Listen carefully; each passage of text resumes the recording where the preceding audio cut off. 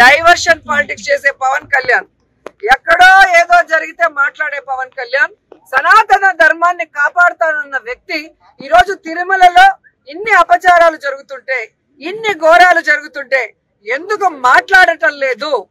ఆ తప్పు చేసిన వాళ్ళని శిక్షించమని ప్రభుత్వాన్ని ఎందుకు నిలదీయలేదని నేను అడుగుతున్నాను.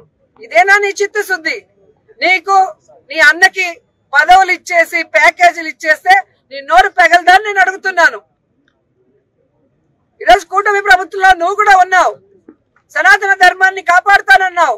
మరి ఈ విధంగా సనాతన ధర్మంలో గోమాతల్ని ప్రతిరోజు పూజించే మనము ఈరోజు వాటిని ఒక దుస్థితికి తీసుకొచ్చి అవి చచ్చిపోతుంటే దానికి కారణమైన వాళ్ళని శిక్షించండి, గోవుల్ని కాపాడండి అని బాధ్యతగా ఒక ఎక్స్-టీటీడీ చైర్మన్ గారు మాట్లాడితే ఆయన మీద కేసులు పెడతాం, ఆయన్ని నిర్బంధిస్తాం, ఆయన అరెస్ట్ చేస్తాం. ఇదా మీ చిత్తశుద్ధి? ప్రజలందరూ గమనిస్తున్నారు. కలియుగ దైవం వెంకటేశ్వర స్వామితో పెట్టుకుంటే ఎలా ఉంటుందో ఆల్రెడీ చంద్రబాబు నాయుడుకి తెలుసు. పవన్ కళ్యాణ్ కూడా ఈ మధ్యలో కొంచెం రుచి చూశాడు. కాబట్టి ఎప్పుడు దేవుడితో పెట్టుకోవద్దండి, దేవుడి విషయంలో అపచారాలు చేయొద్దండి. నిజంగా తిరుమల విషయంలో ఎవరు తప్పు చేసినా, ఎంత పెద్దవాళ్ళైనా కేసులు పెట్టండి, జైల్లో పెట్టండి, శిక్షించండి. అంతేగాని జరుగుతున్న వాటిని నిరూపించిన వ్యక్తిని ఈ విధంగా తప్పుడు కేసులు పెడతామని నిర్బంధించి భయపెడితే ఎవ్వరు కూడా ఇక్కడ భయపడే పరిస్థితి లేదు అని కూడా ఈ సందర్భంగా తెలియజేసుకుంటూ, ఇప్పటికీ అదే మాట మీద ఉన్నాం. మీరు చెప్పినట్టుగా కరుణాకర్ రెడ్డి గారు ఒక్కరినే రమ్మన్నా వస్తారు, మమ్మల్ని అందరినీ రమ్మన్నా మేము వస్తాము. అక్కడ గోవులు, ఆవు దూడలు చనిపోతున్నది నిజం, వాటిని సంరక్షించకుండా గాలికి వదిలేసింది నిజం.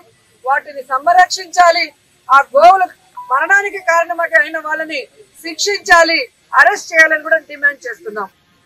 అదే చెప్తున్నాను కదా, వచ్చి ఆయన కూటమి ప్రభుత్వాన్ని నిలబెట్టాను అన్నాడు కదా, ఆ ప్రభుత్వం చేసే తప్పుల్లో భాగస్వామ్యం పవన్ కళ్యాణ్ కూడా ఉంది. వాటికి ప్రాయశ్చిత్తంగా తిరుమల మెట్లన్నీ కడగమనండి. ఆ రోజు కడిగాడు కదా, తిరుమల లడ్డూలో ఏదో జరిగిందని అబద్ధాలు వీళ్ళే చెప్పి వెళ్ళి దుర్గమ్మ మెట్లు కడిగారు కదా. ఇప్పుడు ఇక్కడ ఎన్ని జరిగాయి కదా, కొండ మీద మర్డర్ జరిగింది, చెప్పులు వేసుకొని తిరుగుతున్నారు, డ్రోన్ కెమెరాలు తిరుగుతున్నాయి, బిర్యానీలు అమ్ముతున్నారు, గంజాయి అమ్ముతున్నారు, గోవులు చనిపోతున్నాయి. దీనికి ప్రాయశ్చిత్తం 7 కొండల్లో ఉన్న మెట్లు కడగమనండి పవన్ కళ్యాణ్. తప్పు చేసిన పాలక మండలిని అలాగే అధికారులని శిక్షించమని కూడా డిమాండ్ చేస్తున్నాం. ఎంత దురదృష్టకరం అంటే ఈ చంద్రబాబు నాయుడు పవన్ కళ్యాణ్ అధికారంలోకి వచ్చాక తిరుమలలో ఎన్ని అపచారాలు, ఎన్ని ఘోరాలు చేస్తూ తిరుమల ప్రతిష్టను దిగజారుస్తూ వాటిని మాట్లాడినందుకు మా మీద దమ్ముంటేరా, ధైర్యం ఉంటేరా అని చెప్పి భూమన కరుణాకర్ రెడ్డి గారిని నిన్న సవాల్ విసిరారు టీడీపీ అధ్యక్షుడు పల్లా శ్రీనివాసరావు. మరి ఆయన రెడీ అయ్యాడు, దమ్మున్న నాయకుడు కాబట్టి రెడీ అయినాడు. వెళ్తుంటే పోలీసులు పెట్టి ఆపేసి సిగ్గు లేకుండా ఈ రోజు మళ్ళీ వాళ్ళ ట్విట్టర్ లో మేము దమ్ముంటే రమ్మంటే తోక ముడిచి పారిపోయారని రాసుకుంటారు. ఇక్కడేమో పోలీసులతో ఏ విధంగా మమ్మల్ని ఆపి గొడవ చేస్తున్నారో చూస్తున్నారు. నేను చెప్తా ఉన్నాను, వాళ్ళనే కాదు ఎవరైనా సరే మీరు అధికారులకి ఇలాంటి థ్రెట్స్ ఇచ్చి మీరు కనుక వాళ్ళ మీద చిన్న ఈగ వాలిన, వాళ్ళ మీద ఘాటు పడ్డా, చిన్న గీటు పడ్డా కూడా మీరే బాధ్యత వహించాల్సి వస్తుంది. దీన్ని సుమోటోగా కింద తీసుకుంటాం. అధికారులు వాళ్ళకి కర్తవ్యాన్ని నిర్వర్తిస్తుంటే మీరు ఇలా బెదిరిస్తే అధికారులు ఎవరు బెదిరిపోరు.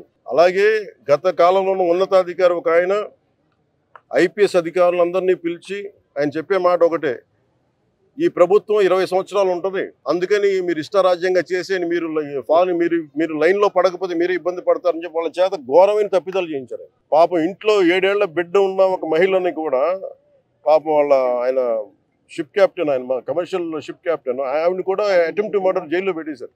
ఏ చిన్న ఇలా రోడ్డు మీదకి వచ్చి ఎవరు నిరసన చేస్తాను చూస్తుంటే ఆవిడ. మేము అలాంటి ప్రభుత్వం కాదు.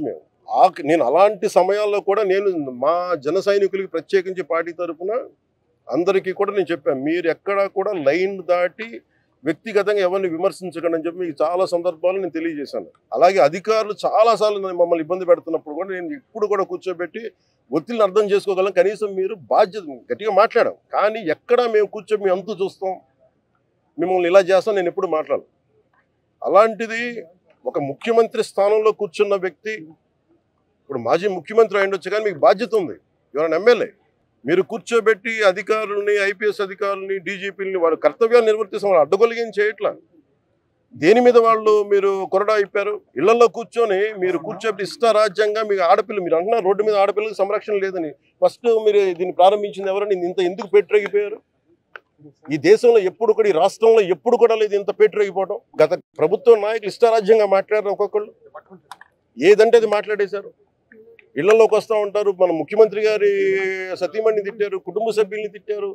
ఎన్నోసార్లు నాకు వచ్చి మీ ఇళ్లలోకి వచ్చి రేపులు చేస్తూ ఉంటారు. ఇలాంటి మీకు 3 ఏళ్ల బిడ్డల్ని, 5 ఏళ్ల బిడ్డల్ని మీరు రేపులు చేసి ఎందుకు వచ్చేస్తున్నారంటానికి పాలించాల్సిన నాయకులు, అసలు క్రమశిక్షణలో ప్రజాస్వామ్యాన్ని బలంగా తీసుకెళ్లాల్సిన నాయకులు ఇష్టారాజ్యంగా మాట్లాడుతూ ఉంటే కింద క్రిమినల్స్కి ఏమైపోతుంది? మనం తప్పులు చేస్తే పర్లేదు. This has become a president. అందుకని మేము మేము మొన్న చెప్పాం, మంచి ప్రభుత్వం కానీ మెత్తక ప్రభుత్వం కాదని. అలాగే మేము ఎవరైతే వార్నింగ్లు ఇస్తున్నారో వారికి నేను చెప్తా ఉన్నాను, this I will take to the highest authorities in India, గుర్తుపెట్టుకోండి.